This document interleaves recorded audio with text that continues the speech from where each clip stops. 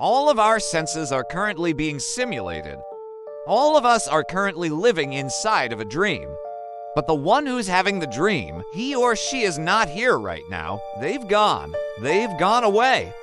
They'll never come back. Hi there, this is your host.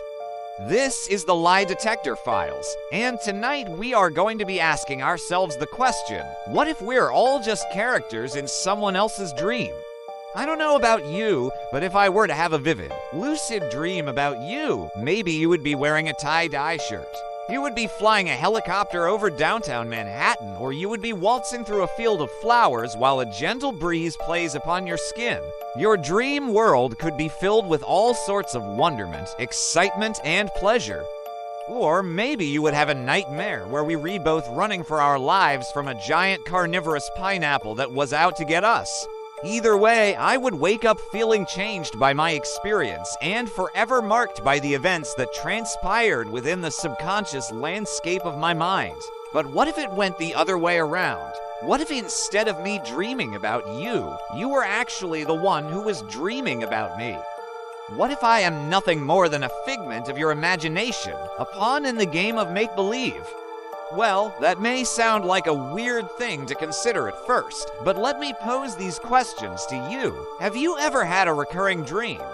Maybe you find yourself lost in the same maze again and again, or maybe you always find yourself late to an important appointment and you're rushing to get there, but you never quite make it. Or maybe you keep on having the same dream where you're falling, and you can't stop falling no matter how hard you try.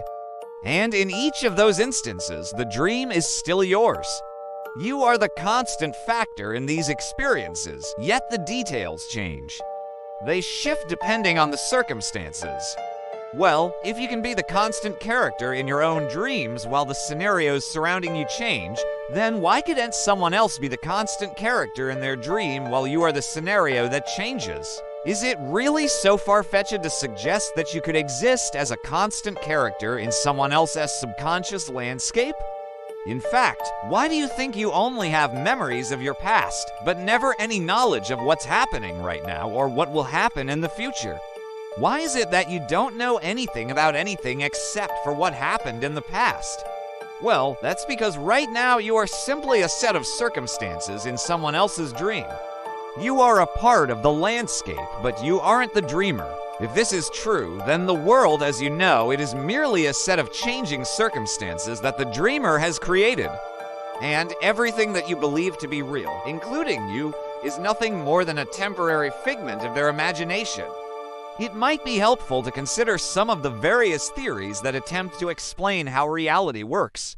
For example, there's metaphysics, which suggests that everything is mental. There's simulation theory, which says that our current reality is a computer-generated fantasy. There's solipsism, which argues that only your mind is sure to exist. And there are ancient spiritual beliefs that propose we live in a dream world. Eastern philosophies often refer to life as a maya, a word that roughly translates to illusion. Think about all of the times you've experienced déjà vu, as if you were reliving a past experience in the present moment. Think about how sometimes your memory will play tricks on you, causing you to remember things that never actually happened. Think about how sometimes your intuition will guide you towards making a certain decision, almost as if you already know the outcome of the situation before it happens. And think about how sometimes you'll have a premonition about something that terrifies you, only for it to come true at a later date. And through all of these experiences, the only constant is you. Everything else is nothing more than a series of changing circumstances.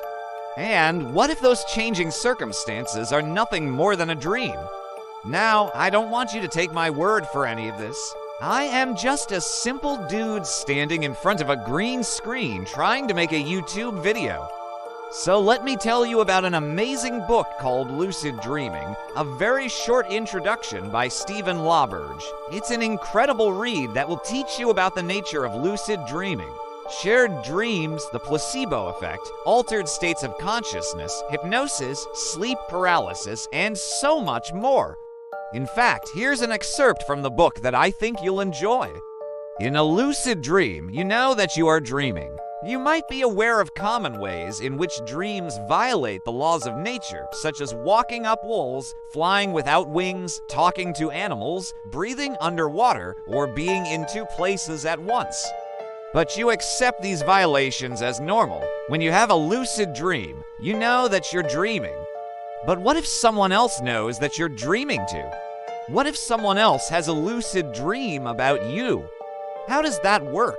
Well, imagine you and a friend are both asleep. You're both dreaming, and in your dream, you know that you're dreaming. Then suddenly you meet up with your friend in your dream. You tell them that they're dreaming, but they don't believe you.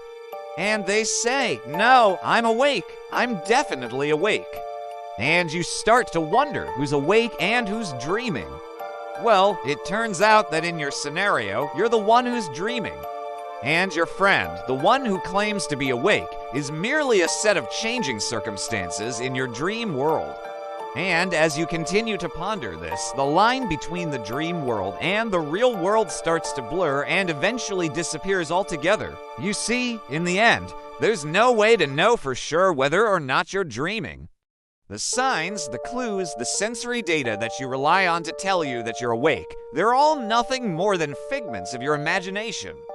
That's why sometimes when you wake up from a dream, you'll find it difficult to distinguish between the dream world and the real world. In fact, some people even report experiencing déjà vu after waking up from a dream, as if they're reliving the dream within the waking world. So how do you know for sure that you're awake? There are many people who claim to have had profound experiences that have allowed them to perceive reality in a different way.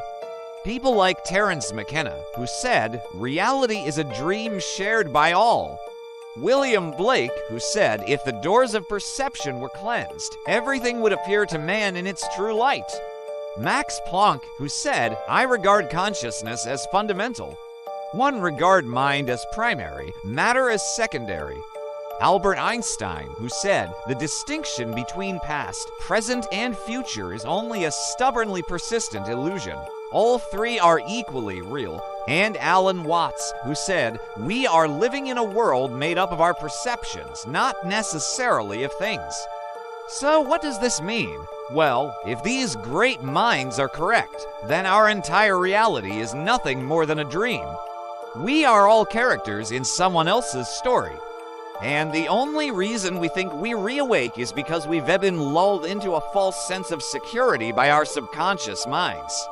You see, the world as you know it is nothing more than a figment of your imagination. You are a part of the landscape, but you aren't the dreamer. In fact, the one who's dreaming isn't here right now. They've gone. They've gone away. They'll never come back. And what happens when they wake up? Well, that depends on the kind of dreamer that they are. Maybe they're a benevolent deity who guides the destinies of men. And when they wake up, they look down on humanity with amusement, knowing that they created it all in their minds. Or maybe they're a malevolent trickster who delights in tormenting their creations. And when they wake up, they laugh maniacally, reveling in the misery that they've inflicted. Or maybe they're a detached observer who doesn't care about anything or anyone. And when they wake up, they pay us no mind, allowing us to suffer in our own little dream worlds.